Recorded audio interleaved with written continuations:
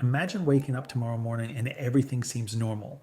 Your alarm goes off, you reach to turn it off, but something's wrong. Your hand barely reaches the snooze button. You sit up in bed and your feet don't touch the floor. In fact, you're sitting on what feels like a massive platform.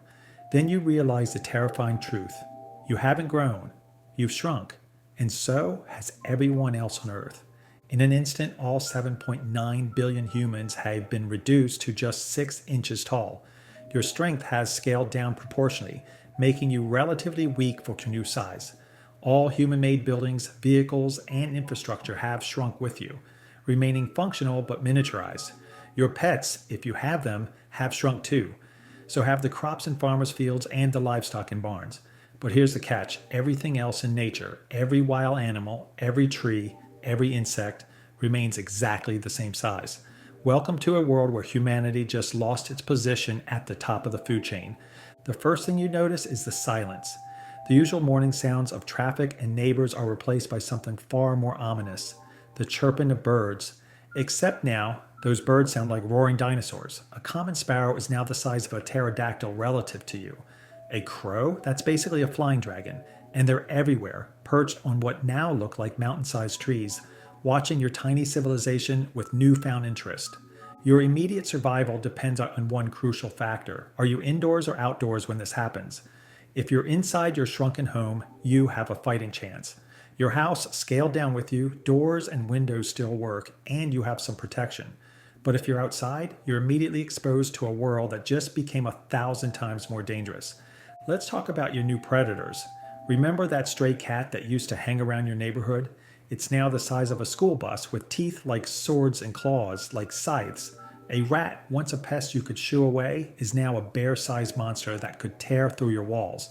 Even a common house spider is now the size of a dinner plate, and you're exactly the right size to be its next meal. But predators aren't your only problem. Weather just became apocalyptic. A light drizzle? That's now a torrential downpour where each raindrop hits like a water balloon. A gentle breeze becomes a hurricane-force wind that could lift you off your feet. In winter, a single inch of snow would bury your entire house. 6 inches would entomb your whole neighborhood under frozen mountains. Cities in northern climates would be wiped out in the first snowfall. Think about the infrastructure challenges. Your car shrunk with you, but the roads are now 12 times longer in relative terms. That 10-minute drive to work, it now takes 2 hours. A cross-country flight that used to take 5 hours would now require 60 hours of continuous flying. If your tiny plane could even handle the massive air currents and weather patterns designed for a full-size world. Communication systems would fail almost immediately. Your cell phone tower shrunk too, drastically reducing its range. The internet backbone, those massive undersea cables, they're now hair-thin threads trying to span ocean-sized distances. Global communication would collapse within hours.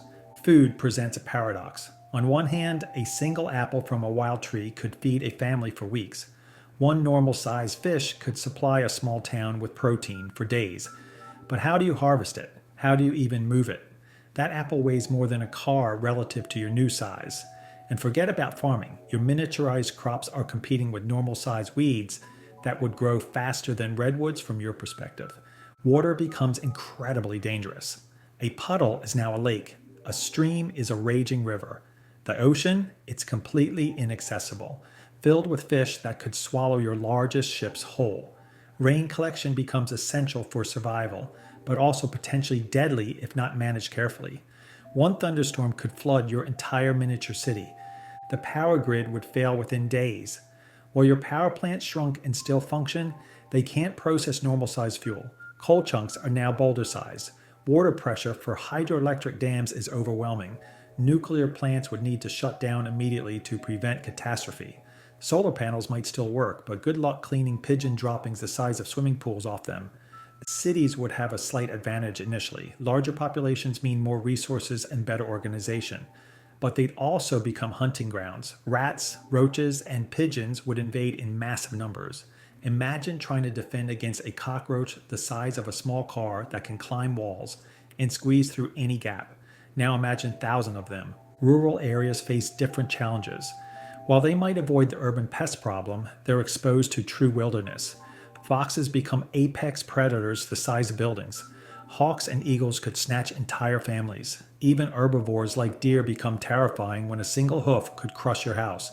But humanity would adapt because that's what we do. The first priority would be securing safe zones. Shopping malls and warehouses, with their scaled down but still functional structures, would become fortified cities.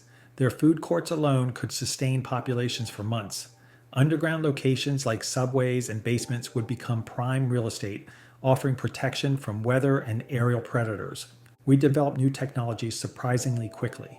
Miniaturized weapons would be redesigned to fight larger threats. Think hollow point bullets designed to penetrate thick animal hide, or sonic devices to repel insects. Drones would become our primary scouts, exploring the dangerous giant world beyond our walls. The social structure would change dramatically. Scientists and engineers would become the most valuable members of society, racing to solve each crisis. Military forces would reorganize into specialized units. Pest control, once a minor profession, would become humanity's primary defense force. Some unexpected benefits would emerge. Our environmental impact would drop to nearly zero. With drastically reduced resource needs, hunger could theoretically end. A single cow, if successfully hunted, could feed thousands. Space exploration would become vastly easier. Current rockets could carry entire colonies to Mars. The square cube law would work in our favor for once, making us proportionally stronger for our size and able to survive falls that would kill us at normal scale. Communities would likely abandon ground-level living entirely. 3 cities would emerge, built high in the branches where ground predators can't reach.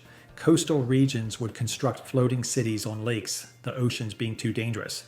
Underground networks would connect settlements, avoiding the dangerous surface world entirely. Within a generation, humanity would establish new equilibrium. We'd develop harmony with certain species, perhaps domesticating insects for transportation, like some benevolent beetle cavalry. Birds of prey would be both feared and revered, like dragons in our new mythology. Would we remain the dominant species? Not in the traditional sense. We'd become something else entirely, a species that survives through intelligence and cooperation rather than physical dominance. We'd be the architects of the microscale, the builders of tiny technological wonders.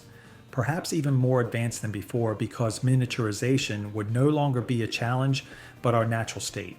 The Earth would heal from our previous environmental damage. Forests would reclaim cities within decades. The oceans would recover. And humanity, now living in harmony with a world we can no longer dominate through size, might finally achieve the balance with nature we never could before. This transformation would be humanity's greatest test and possibly our greatest opportunity. We'd lose our physical dominance but gain something more valuable, a chance to rebuild civilization from scratch, keeping only what truly matters. In our tiny cities beneath the leaves, protected from the rain by bottle cap roofs and connected by spider silk bridges, we'd write the next chapter of human history, not as Earth's conquerors, but as its newest small wonders, proving that survival isn't about size. It's about adaptation, intelligence, and the unbreakable human spirit that refuses to give up, no matter how small we become.